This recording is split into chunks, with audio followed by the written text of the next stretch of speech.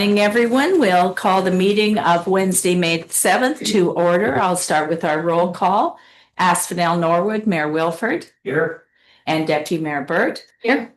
And in Cavan Monaghan online, I have Mayor Graham. Present. And Deputy Mayor Huntley. Here.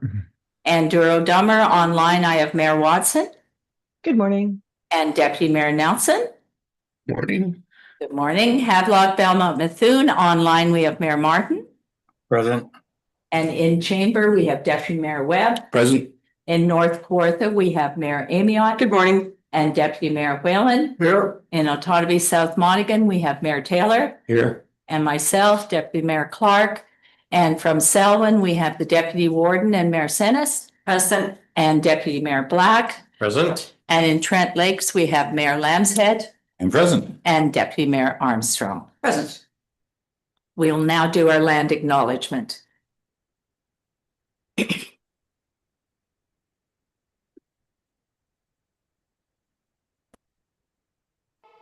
With deep respect, we acknowledge the lands and interconnected waterways that bind us together, the foundation for all life. These lands serve as a keeper of history and stories and are a source of inspiration. In recognizing this, we embrace that all living things possess an important energy and purpose. We extend the utmost gratitude to the original peoples who have been caretakers of these lands and waters of this region from time immemorial, and to this day who continue this commitment. Peterborough County's dedication to reconciliation remains steadfast. In this spirit, we are committed to nurturing meaningful partnerships and connections that contribute to an environment of prosperity and well-being for all generations to come. This acknowledgement is made on the Treaty 20 land and the territory of the Mississauga Anishinaabe, and within the traditional lands of the Mississauga and Chippewa nations, collectively known as the Williams Treaty First Nations. Further, our gratitude is extended to the nations of Alderville, Beausoleil, Curve Lake, Georgina Island, Hiawatha, Rama, and Scugog Island. Thank you. We will now take a moment of silent reflection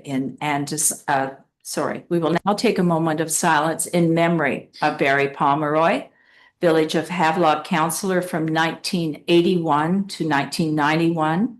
He was county councillor and reeve for the Village of Havelock from 1991 to 1997, and Havelock Belmont Methuen Township councillor from 2010 to 2022. He passed away on April the 24th, 2025, and we extend our deepest condolences to his family, friends, colleagues, and all who are mourning his loss.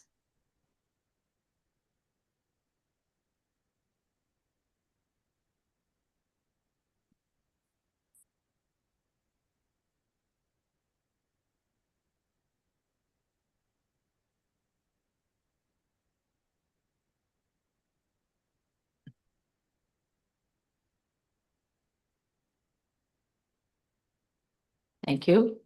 We will, the council also extends our condolences to Mayor Amiot for the loss of her mother this last week as well.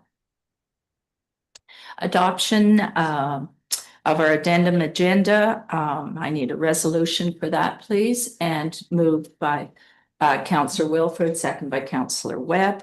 All in favor? Thank you. Does any councillor have a declaration of pecuniary interest in any agenda item? And if so, please disclose your interest and the general nature thereof.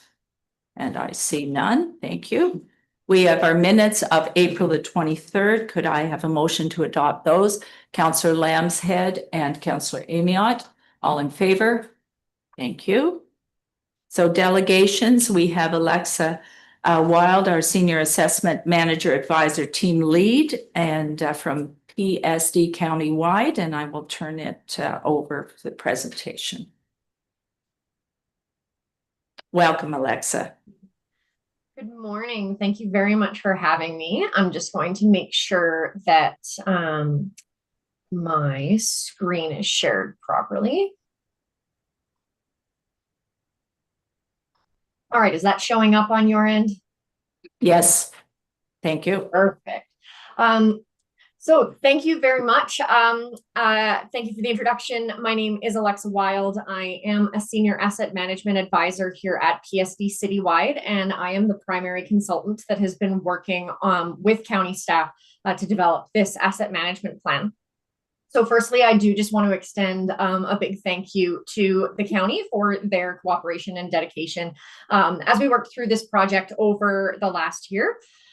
So today we'll be reviewing the updates that have been made for this iteration of the asset management plan to ensure it meets the legislative requirements of Ontario Regulation 58817. And before diving into the specifics, I'll provide a bit of an overview and general context for asset management.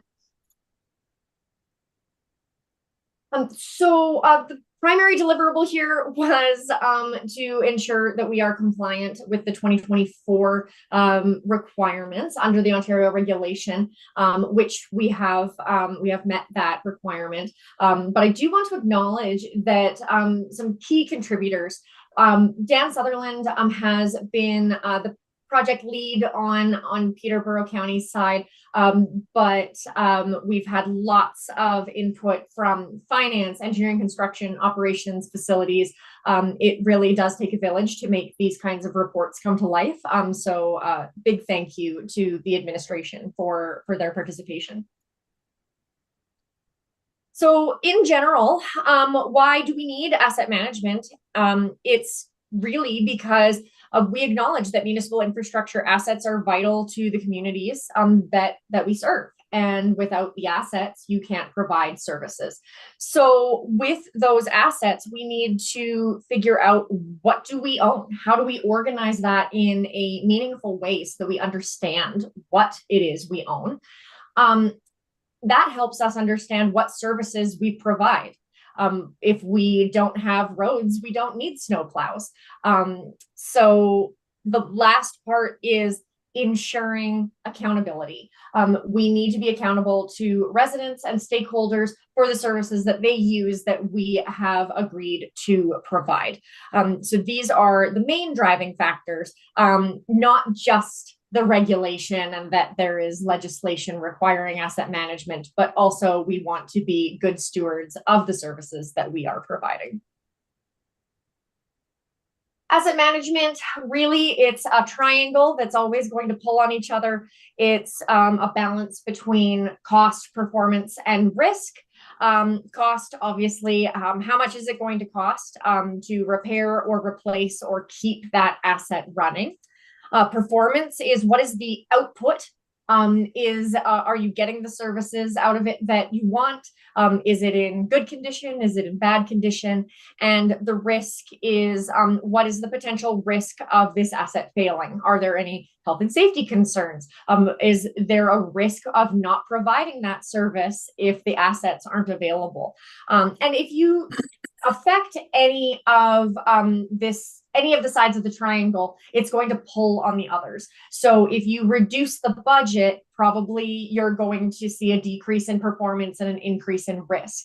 Or if you decide that your goal is that you want to increase that service level, the result will very likely be a higher cost in the long run. However, your risk would likely decrease.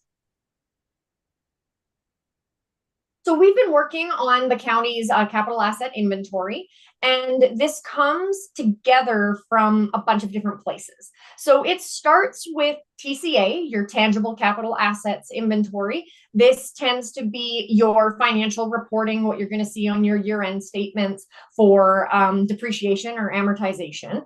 But it's a great starting point and has a lot of valuable information about what you own. Building on that, we've got condition assessments. So what assets have been assessed. For example, there is legislation requiring bridge assessments every 2 years. So we want to ensure that that is incorporated into our reporting. Building further on that, we've got life cycle strategies and risk frameworks. This is determining, ideally, what should we be doing to these assets when, to make sure that we are seeing the most bang for our buck from our assets. And lastly, staff knowledge. We want to make sure that the people who are working with these assets on any given day, they're the ones that know, is something missing? Are we overstating, understating? Is there a big gap in our data that needs to be filled? So staff are really critical in capturing the asset inventory. So all of this information gets compiled together into a centralized asset management system, and that's where we start with the inventory in order to process this asset management plan. So I've mentioned Ontario Regulation 58817. We are in the middle of all of the requirements. It did start back in the late 2010s and required adoption of an asset management policy. And the first asset management plan that was required was in 2022, but the only requirement was for core assets. That meant roads, bridges, water, wastewater, and stormwater. So since Peterborough County doesn't own any water, wastewater themselves, that report was mainly focused on roads and bridges. As we move into 2024, it requires incorporation of what we refer to as non-core assets. And by non-core, it certainly does not mean not important. It's just a designation that, or a separation that the province has indicated. So when we're talking about non-core assets, and that is what the 2024 report is built around, we're talking about facilities, fleet, land improvements, things of that nature that don't necessarily fall into that higher tier of the roads and bridges. So that's where we're at today. And then moving into the last requirement is the 2025 asset management plan, which what we'll be doing is compiling the information from 2022 and 2024, pulling it all together and coming up with a financial strategy of, okay, this is what our finances look like if we were to do the absolute ideal. But is that what we want? What are our proposed levels of service? Is there any changes that we want to make in the future? Do we want to spend more money in one area? Do we want to spend less money in one area? Do we want to focus somewhere? That will be coming in a future iteration for the 2025 requirements.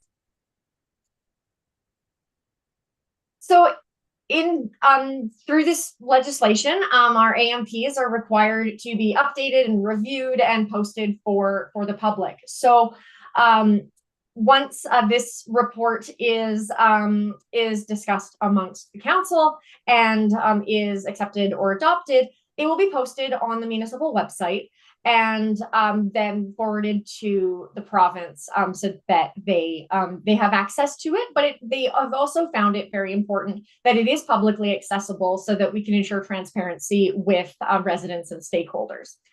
So after we meet this obligation for 2024 and the next obligation for 2025, what happens next is the regulation says that the asset management plans must be updated at least once every 5 years, meaning that your next deadline would be in 2030. And with that, every municipal council shall conduct an annual review of its asset management progress on or before July 1st. They have left this pretty loose as to what the annual review entails, but the intention is that we don't want these reports to end up being something that sits on a shelf and doesn't get looked at. We want to say, if we are setting goals for ourselves, how are we doing? Are we working towards achieving them, or have our priorities changed? And lastly, the asset management policy and the plan, as I stated, need to be posted on the municipal website. So the asset management plan that we're talking about today is based off of year-end 2023 information. Because we started the process in 2024, we didn't have year-end financials. So for 2024. So it is completely normal that we're using 2023 numbers. Asset management plans tend to just be a point in time. It is a snapshot. So the document does need to be looked at as a living document that breathes and changes, because every year you're selling an old pickup truck, buying a new piece of equipment, replacing this piece of road. So lots of things are changing. So we do just need to pick kind of a point in time. And for this report, it was year-end 2023. So this plan looks at what is the current state of the infrastructure. You know, how much do we own? How much does it cost to replace? What condition is it in? It looks at what process improvements can we use to increase the confidence in our analysis and the decision making that is based off of this report? And last, what is the council or the county's financial capacity to meet long-term capital requirements? So I need to iterate that these numbers are only for the non-core asset portfolio. So only those categories that are listed on the left. In addition to these, we have the information for roads and bridges, which were in your 2022 asset management plan, and they will be compiled together as part of the next iteration. So it'll be a little clearer in the 2025 iteration when we pull it all together. But for non-core assets, that includes your non-structural culverts and retaining walls, facilities, fleet, landfill, land improvements, and equipment, you're totaling a replacement cost of about $250 million. So it's certainly not peanuts here. There's lots of infrastructure that the county is owning. But in these categories, it is dominated by the non-structural culverts and retaining walls, as there are a lot throughout the county. So when we were looking at these values and setting replacement costs, there's a few different ways that you can calculate replacement costs. So what's great is the majority of the assets within your inventory have been either user defined or what we call a cost per unit, meaning that it has been looked at directly by staff or a consultant and said, here's an estimation of the replacement cost. That's going to be your most accurate. So we've got those values for the non-structural culverts, facilities, land improvements, and fleet. For smaller equipment, it's a little more difficult and a little more cumbersome. So for that instance, we are using inflation of the historical cost. So if it was purchased in 2010, we've inflated that to 2025 values. It's better than nothing. However, many assets don't necessarily follow the exact trend as the if inflation values. So it can be a little understated. And then lastly, the landfill. Within this asset management plan, we are only accounting for 50% of the landfill costs that the county is responsible for. But we were provided all of the information directly from the city of Peterborough. So also a big thank you to them for their cooperation. So in future iterations, this is an area that needs to be looked at and updated regularly because it can quickly fall out of date. And the accuracy and reliability of these costs is really critical for asset management and long-term planning. So this is a snapshot of the overall condition of the asset portfolio. You'll see that there are some areas that have some red shining through and some with a little less. What it is showing is that in general, this is to be expected. You're always going to have some assets that are on the older side that aren't in great shape, and you're going to have some that just got replaced or in fantastic shape. So overall, over the whole non-core portfolio, 50% of the assets are in fair or better condition. So I think that's a good place to hang out. It's a good place to maintain. What we are seeing is the non-structural culverts and retaining walls do have quite a large proportion that are indicated to be in poor or very poor condition. However, this is likely due to age. And it doesn't necessarily mean that they need to be replaced right this second. It just means that they need to be monitored because they are at higher risk of failure due to how old they are. And the facilities here are, I would argue, the most accurate because as part of this, we did have building condition assessments conducted on county facilities, which gave us great information and up-to-date condition assessments on county facilities. So it really shows that you don't have a large proportion in poor or very poor condition, which is good for longevity of those assets. So speaking of condition assessments, different categories have condition assessments, some don't, and they come from different places. So here is just a quick summary. For the non-structural culverts and retaining walls, it depends on what the assets are. So cross culverts, we've got 94% of those assets having assessments by internal staff. And cross culverts are the ones that are going across a road. Or under a road. Entrance culverts, however, we do not have assessments on, and these are the culverts that are going under driveways. So you have thousands of entrance culverts. However, if you're looking where to focus efforts, doing condition assessments on all of these aren't necessarily an area of focus because, of course, it's important, but it's one driveway per culvert. So if something were to happen, it's a lesser impact than if a culvert under a major roadway were to fail. Retaining walls, we have 100%, and that is from your bridge inspections. Facilities, 100% from your building condition assessments that just happened. Land improvements, and these can be all kinds of things. Fencing, parking lots, things that aren't land but are built on top of land. We've got 23% of those assets assessed, and most of those have come from they are land improvements that were included in the building condition assessments. We do not have any condition assessments for fleet equipment. That is a room for improvement if your fleet department wants to provide some subjective condition assessments. And lastly, the landfill, when we discussed with the city, they use age-based assessments for generating conditions of their landfill assets. So none of them are manually inspected.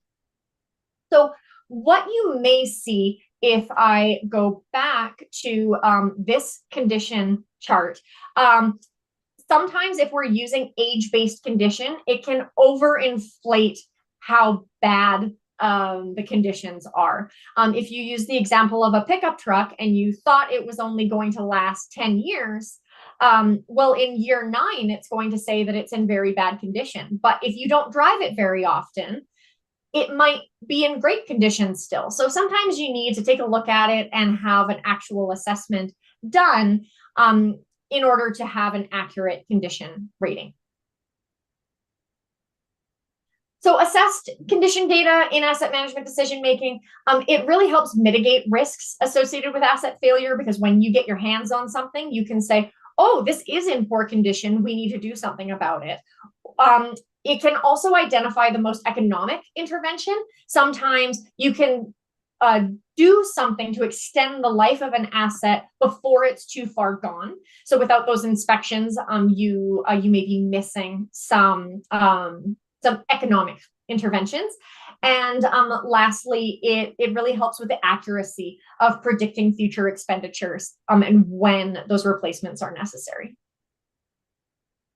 So when we take all of that into consideration, we calculate on average how much should be spent on any given asset category in any given year. And we understand that this is going to fluctuate. In some years, you're going to have big expenses, and then the next year maybe might be a light year. But this is an average target. So in total for the non-core assets, we have calculated an average annual requirement of about 8.9 million. And you can see on the screen here the dollar values per individual categories. Again, these will increase when we add back in the roads and bridges that were included in the 2022 asset management plan. And here is a snapshot over the next 80 years, showing when your spikes kind of come in. And obviously, these need to be finessed. These need to be massaged by administration by taking that physical look at assets, saying, are they really needing to be replaced? Can we extend the life? Is there anything we can do from a cost-effective perspective? But here we are seeing a backlog of just under $80 million. And what that means is things that in theory should have been replaced, but are now past their time. They're living a little longer than was originally projected. So we've got a backlog there, but on average, it's showing 8.9 million per year. But these values are showing kind of in 5-year buckets. And the big spike that you see in 2074 to 2078 is because of the non-structural culverts. We did not have exact years for every driveway culvert that was ever installed. So there were some assumptions made, and so that should level out quite a bit and not actually result in that large of a spike. So our next steps and where we'll be going for the next iteration for the 2025 asset management plan is we're going to review and update any of the core infrastructure, making sure that anything that was included in that 2022 asset management plan we've brought up to 2025 values. We will then combine the information from this report with the 2022 so that we have core and non-core data in one report. We will then incorporate historical capital spending. This includes your property taxes, any grants like the Canadian Community Building Fund and your OSIF funding, making sure that we have a good look at what you've historically been spending and what may need to be adjusted. We'll discuss any proposed changes to levels of service, and then we'll model those proposed levels of service and provide you with a financial strategy saying, if this is where you want to go, this is how to get there financially.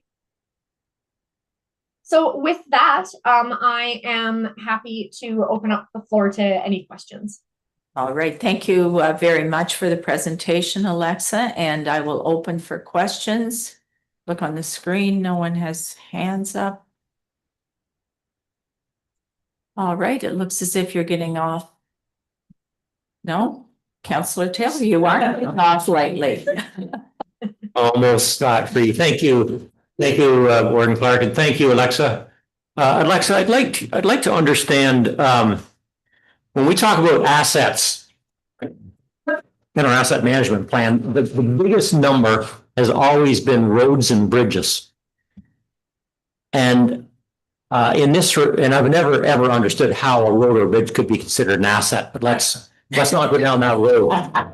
In this report here, it doesn't talk anything about roads or bridges. As you said, we dealt with that in 2022, I think. But it does separate out culverts and retaining walls.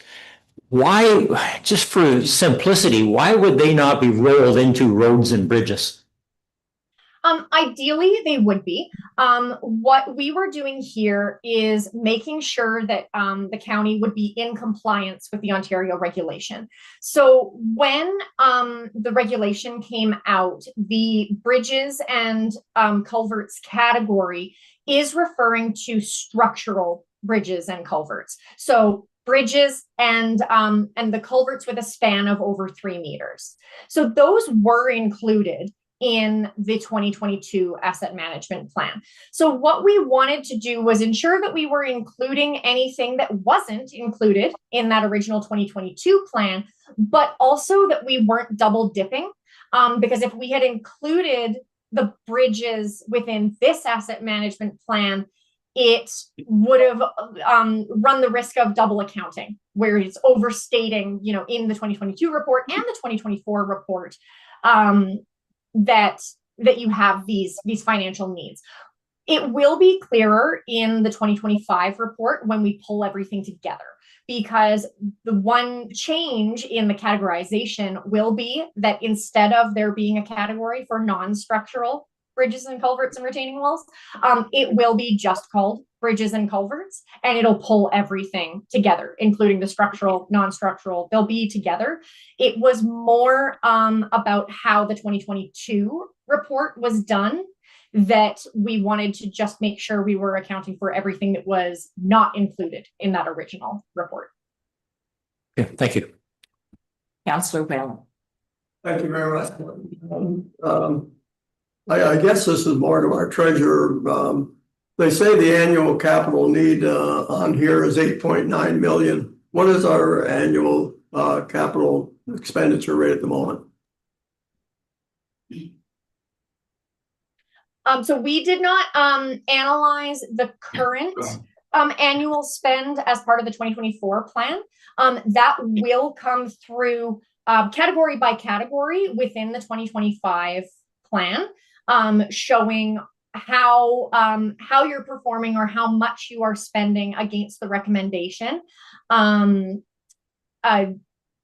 for each asset category. So we will review based on how much have you been historically spending on roads, how much have you been historically spending on bridges, etc. So there will be more of the financial component included in the 2025. Thanks, Alexa. So just a follow-up to that, when can we expect that, Councillor Whelan's question, to have some answers to that? So through you, Warden Clark, we are still working with Public Sector Digest Citywide on the 2025 requirements. My understanding is that we should expect to see that before council after the summer recess. Okay, thank you. Thank you. And yes, Councillor Black. Thank you, through Warden. Thanks for the report, Alexa. Just a quick question around the fleet replacement using inflation based on the original piece of equipment. Do you include a net out for sale of the older asset as well as some of the equipment? We get pretty good returns on them at auction. Is that a net number you're using, or is that strictly a full replacement cost? We are using a full replacement cost. One thing that the Ontario regulation is clear on is when we are talking about revenues, it needs to be what they consider a sustainable funding source. So they allow for property taxes, the CCBF funding, the OSIF funding. They do not allow for revenue from sales, development charges, one-time grants, those kind of things, because they aren't guaranteed. So you can always take the recommendation with a grain of salt for financial. If it says, you need to increase taxes by 2%, you can look at it and say, you know what, but we are getting really good one-time grants, or we are getting quite good return when we sell our equipment. So you can massage that a little bit, but we are a bit hands tied with only being permitted to use what is considered sustainable funding sources. Thank you. So just Alexa, one question. In your slide, the overall condition of asset portfolio, the landfill numbers you're using there, is that our part, or is that the city and county combined? So the conditions are the overall conditions of all of the assets within the landfill. And then the amounts that are recommended for replacement costs, that is the county's proportion. Okay, thank you.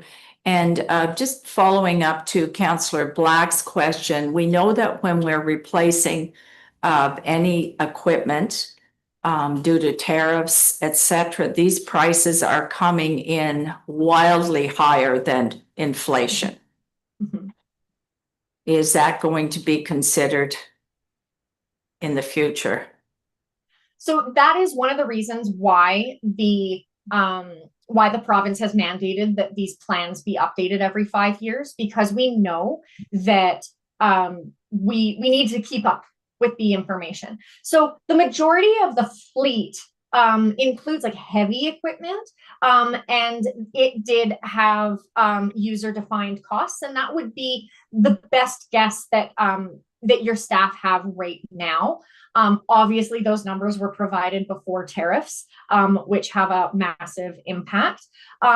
When you're doing annual reviews, I would definitely look and see if you in general feel that, you know, we're being subjected to 25% tariffs. I would definitely take that replacement cost and add 25% to it. But we can definitely work within the system to ensure that we are updating regularly.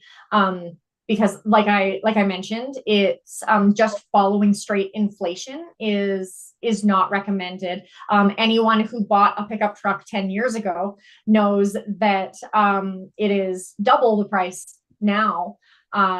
So at this point, these numbers are based on 2024, 2025 dollars, not taking into effect or into account tariffs. Thank you. Councillor Lanshead. Yes, I just had a question about your terminology, not mine, was one culvert, one entrance for the non-core culverts that access private driveways.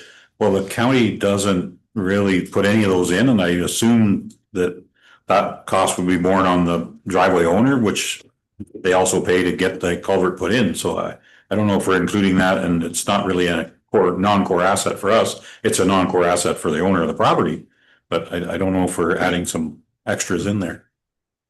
It depends on your specific policies, but what we historically see is that the original cost is borne by the property owner, but because it is now within the county's right of way, if something were to happen, a major storm event comes through and washes out the culvert, that it would then be on the county to replace the original. So even though you may not have incurred the cost originally, it may be the county's responsibility in the long term. Any further questions? I see none. I'll look for a motion then to receive. Deputy Warden Senes, I'll look on screen, and Councillor Nelson, all in favor? Thank you. And I think Dan, our senior financial analysis, there's Dan. So go ahead regarding our 2024 asset management plan. Please go ahead, Dan. Thank you, Warden, and thank you, Alexa, for the presentation. And good Can morning. we, Dan, sorry, we're going to try to get the volume up a bit here. Okay, and can you turn your volume up a bit? Go ahead. I can get closer to the screen. Just Thank want you. to say thank you to Alexa for the presentation, and good morning, County Council. The report in front of you today is to follow the presentation from Alexa on behalf of PSD Citywide, and the recommendation is that the 2024 Asset Management Plan update be received and, as set out in Appendix A to the report, be adopted by Council to complete Phase 2 of Ontario Regulation 588-17. This asset management plan does not include a financial strategy, therefore there is no direct financial impact or commitment from the county at this time. And the third phase of the regulation is to include all the county assets, like Alexa pointed out, and include that financial strategy. And PSD and staff are currently working on this phase and will present this updated asset management plan later in the year. Thank you for your time, and any questions? Any follow-up looks so straightforward. Could I have a mover then to, for the 2024 asset management plan update as set out in Appendix A? Councillor Armstrong and Deputy Warden Black, all in favor? Thank you. All right, consent items. There has been 8C pulled by Councillor Armstrong, and I will just turn that over to you for questions. Thank you, Warden Clerk. I wonder if we could put on the screen page one, it's 174 on my agenda, which is the minutes from the committee. Is that possible?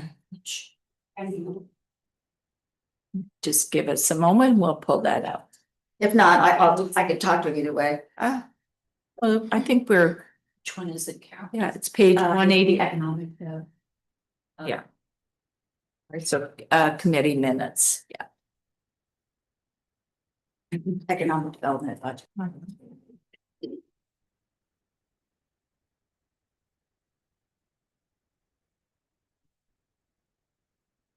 Okay, there we are. The next page. What section is it under, Councillor Armstrong? If you keep scrolling down. Perfect. Okay, thank you. So just wanted to get it on my screen as well. Right. Talk to the part about where the committee discussed in length the need for money funding to be allocated to tourism budget, and that this budget is not sufficient to provide the support required. And then further, there's a motion that staff be directed to bring a report back to the committee of how MAT could be implemented for short-term rentals only. Apologize for my voice. And a concern that I want to raise to council about that. As we all know, STRs have been a problem for many years. The province of Ontario, unlike Nova Scotia, Quebec, and BC, did not take it up as a provincial issue. County has not dealt with short-term rentals to date. And in the absence of that, it's been left to municipalities to register short-term rentals and explicitly to not impose a MAT on them. So the concern is, at this point, is it really within purview of the county to make policy regarding short-term rentals? And in fact, a tax on MAT, even if it were considered, would be overriding something the municipality has already made a decision on. So that's the concern that I wanted to raise. Okay, thank you. And I'm going to turn it over to Jen Stover. Thank you, Warden Clark, through you. So what the committee talked about was that there is a potential to impose MAT tax. And it wasn't a decision that, yes, we're going to, no, we're not. It was, let's look at it. Some counties and other townships have had a lot of success with imposing MAT tax specifically to short-term rentals. And so the request was simply to come back with a report on what are the pros and cons, what might that look like? Should it be at a township level? Should it be at a county level? But it was really to just generate all the information so that the committee was well informed and then could decide whether it was something worthwhile to come back to county council or whether, you know, something to leave behind. So I don't think it's a set decision yet. It's an information gathering exercise at this point. Yes, Appreciate that, Jennifer. That's helpful. I think the reason I wanted to raise it now is it really something we want staff spending time on? If in fact this is a no-go based on what municipalities may or may not have already decided. So that's the reason I raise it now as opposed to waiting for them. Okay, thank you. Any other comments or questions? Yes, turned over to Ian.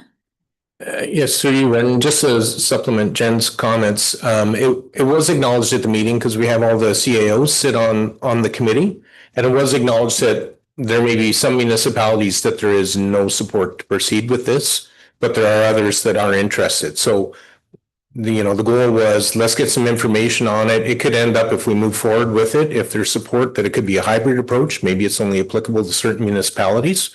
So at this point, it's just providing a report to let the members of the committee understand how it works, how it functions, and who would ultimately be responsible for it. So that's where we're at this point. So information gathering at this point, no decision has been made. It has been shared. That's correct. Okay. Counselor Amiel. Yeah, thank you. Through you, if I may, I would be interested to know, have some discussion about it at some point, looking along the same lines that we would specifically target those. But I would be interested to know more about how they would actually go about doing that. I think there would be quite a challenge, but so yeah, I would welcome more information for sure, just to know. Okay, thank you, Counselor Amiel. So we'll wait for that report and see what comes out by the committee. All right, I'll look for a motion to receive that. I'm looking online, Counselor Watson and seconder Counselor Burt, all in favor? Thank you.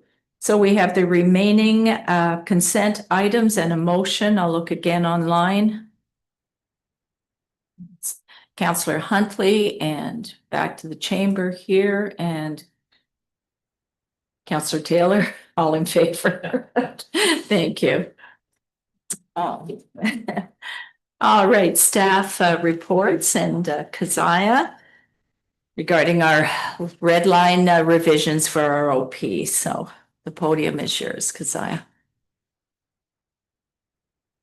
Thank you, Warden, and through you. I am here today to talk to you once again about the county's new official plan.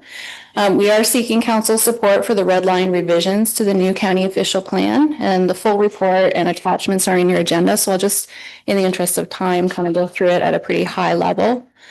In December of 2024, County Council authorized staff to proceed with a consultation on revisions to the county's adopted official plan, which would bring it into alignment with the new provincial planning statement, or the PPS.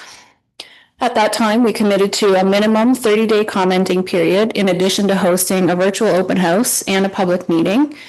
We did host both of those meetings, and we provided more than 30 days commenting period. Through the results of that commenting period, we had no concerns raised by any First Nations or public agencies. The Township of Douro Dummer did reiterate their original comments made on the new official plan in full, with specific reference to the agricultural and natural heritage system mapping. The Crow Valley Conservation Authority provided specific suggestions for further modification and clarification. And comments from the public were mixed. We had a number of submissions that did not relate specifically to the implementation of the provincial planning statement. We received a couple of letters of support and some that made further suggestions for modification or clarification, and those have been incorporated where they related to the PPS. And we received 2 objections to the replacement of the provincial natural heritage system with the Kawarthas naturally connected mapping. And a summary of all the comments are included as Appendix A to the report.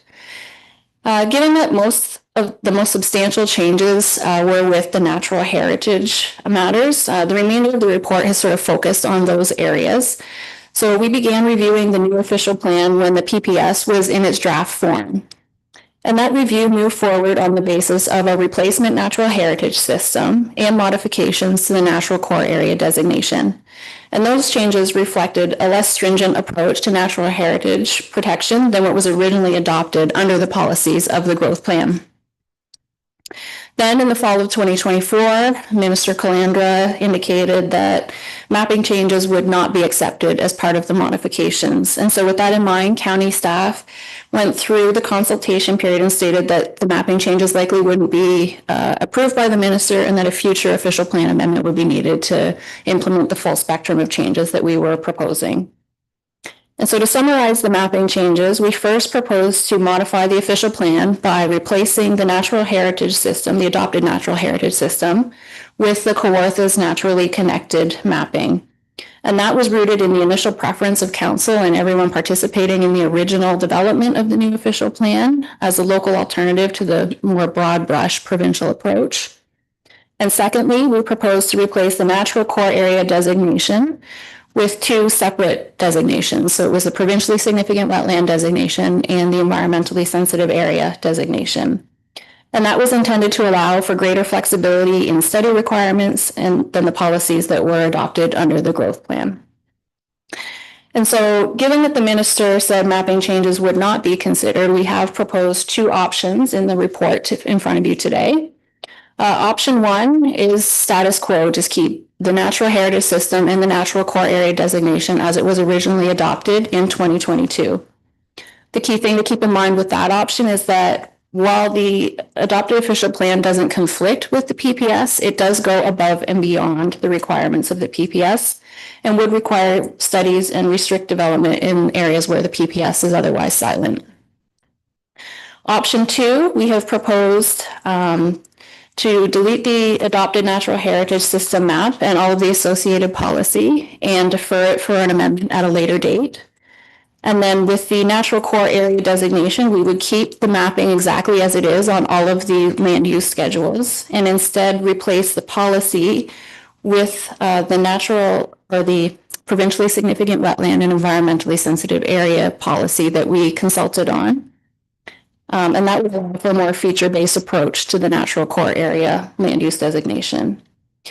And to keep in mind for that one, the option complies with the minister's direction to make no mapping changes. So maps would be exactly as they were adopted, but it is deferring full consistency with the PPS because the PPS requires a natural heritage system to be identified. And so that would rely on a future official plan amendment to implement that natural heritage system.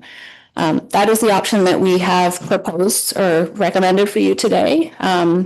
We've also made an additional recommendation that would allow for the carrying forward of official plan amendments that have been approved since the adoption of the plan in 2022. And it would also allow for a transition of any official plan amendments that are in process when the new official plan gets approved so that everything gets carried forward into the new document. As part of your council package, you will see their Appendix C includes the red line revised version of the new official plan, and that does reflect the changes that were made as part of the consultation period, and it reflects option 2 that we have recommended. So with that, I'll leave it for any questions to council. Thank you, Keziah. I'll open it up now for questions. Online, Sherry, please go ahead. Thank you. Through you, we have a new minister. So, does Kingston know where he stands with all this, or are we kind of groping in the dark here? I'm a little bit concerned about this. So, and we want our official plan approved. Lord knows we've been asking for it long enough. So I think we should go with the option that you've recommended, but is there a way that we can beef up the recommendation to the minister to ensure he's aware just how important it is to us, knowing we're dealing with someone new? So through you, Warden, to answer your question about the ministry staff. And so we did come to that agreement with Mr. Calandra. We have a new minister, it's Minister Flack now for the Ministry of Municipal Affairs and Housing. We have met with ministry staff at Kingston, and it is their feeling that the new minister will honor the word of the old minister. I think at this point in time, given the political climate and other issues that are facing the province, I think their attention is more fully focused on that. So they're not looking at any changes to the promise that was made at the time. All right. Okay, thank you. Thank you, Deputy Warden. And there are some things to your point. I'll ask our CAO to speak to them that we are proposing as well once we adopt this. Go ahead. Through you, two small suggestions. One might be that you add to the motion that as the county has had their official plan submitted since 2022, and there are a lot of impacts to approving the new one, that you're urging the ministry to give it priority status. And then I would also suggest that we would request a meeting of the minister, as we did with Minister Calandra, to really sit down and explain the priority for us on this. Thank you. Thank you. Councillor Amiot. Yes, thank you. Through you, I certainly am supportive of your recommendation for option 2. I know with North Kawartha, we've had some struggles with the mapping and with the heritage system, and I think taking the time to give it a thorough look and to get some appropriate feedback, because like I said, right now, I mean, we can't walk around in North Kawartha without getting our feet wet. Everything's red. So it's important that we get this right. But I would certainly, I would make the motion with that, addition if you wanted, but I don't know if anybody else has comments. Yeah, and moved by Councillor Amiot, second by Deputy Warden Senes. Any further discussion on the motion? All in favor? Thank you. Fingers crossed. Does any member of council have a notice of motion to put on the floor? And I see none. Moving along to announcements, I'll open it up for announcements by anyone. Councillor Taylor? Thank you, Warden Clark. Just a reminder to everybody that Sunday's Mother's Day. Don't forget. I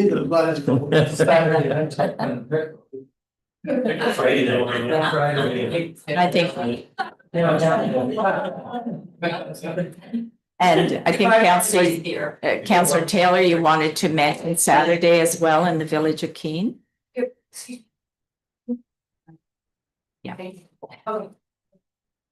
I wanted to mention Saturday in the Village of Keene. The 200th anniversary committee for the Village of Keene is hosting a series of events in 2025. And on Saturday, it's a tour of the Village of Keene whereby you stop at the Keene Lions Club, pick up a bingo card, which has places of interest that you should visit.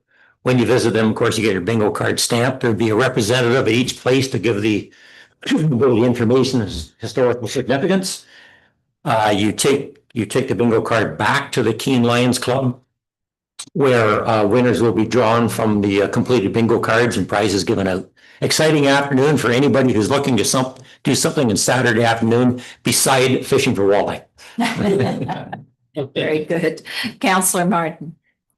Yeah, on Saturday, Havelock, got Celebrate Havelock on. It's I'm not sure what year this is, but it's always a good time for everyone to come out.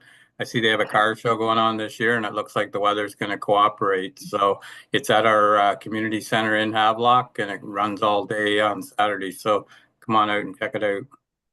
Okay, thank you.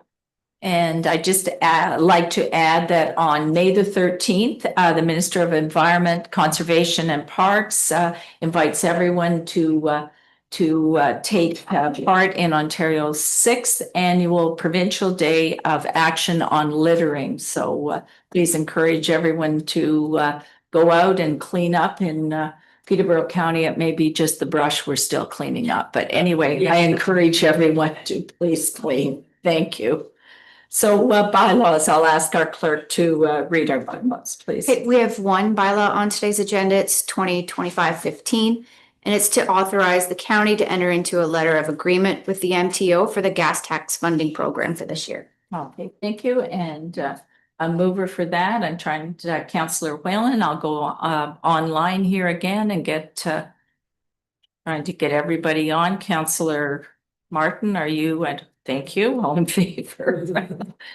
And our confirming bylaw. All right, looking for a motion for that. And Councillor Watson and Councillor Burt, all in favor? Thank you. And adjournment, I don't think I've got you on, Councillor Graham, yet. Adjourn. And who else on my list? I try to get everybody on. I want everybody to be part of. And seconder for that, Councillor Amiot, all in favor. Thank you.